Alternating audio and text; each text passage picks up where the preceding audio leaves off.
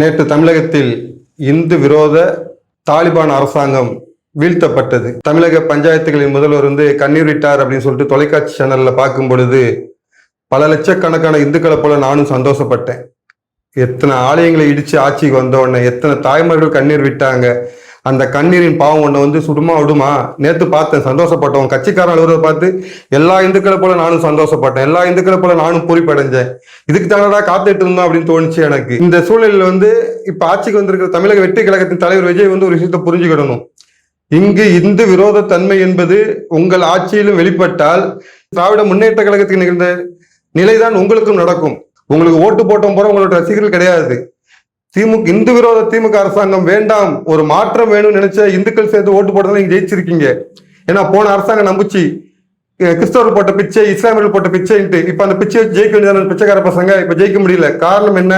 இந்துக்கள் ஓட்டு போட்டால் மட்டும்தான் ஜெயிக்க முடியும். அதை நீங்களும் புரிஞ்சுக்கணும். ஏன்னா நீங்க ஆட்சிக்கு வந்த உடனே இந்த சர்ச்சைகளின் புகழ்பெற்ற மன்னன் டேவிட்சன் ஆசீர்வாதம் உங்களை பார்க்க வந்திருக்காரு.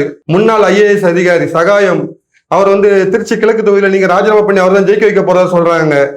தமிழகத்தில் நடந்து முடிந்தது, நடக்க இருப்பதெல்லாம் பாத்தீங்கன்னா தமிழக மக்களுக்கான தேர்தல், திருச்சபைகளுக்கான தேர்தல் இல்ல. நீங்க எந்த கிறிஸ்தவனை கொண்டு நீங்க உட்கார வைக்கலாம்னு யோசிக்கிறதுக்கு.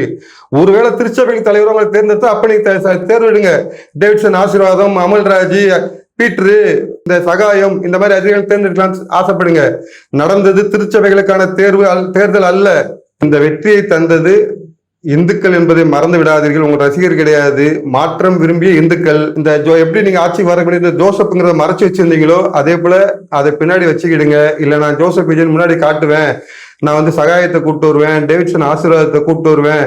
இதை ஒரு கிறிஸ்தவ தேர்தல் மாதிரி தான் எனக்கு, இது கிறிஸ்தவ மயமாக்குவேன். கிறிஸ்தவராக பதவியேற்ற ஜெகன்மோகன் ரெட்டி இப்ப என்ன செஞ்சிட்டு இருக்காருன்னு உங்களுக்கு தெரியும்.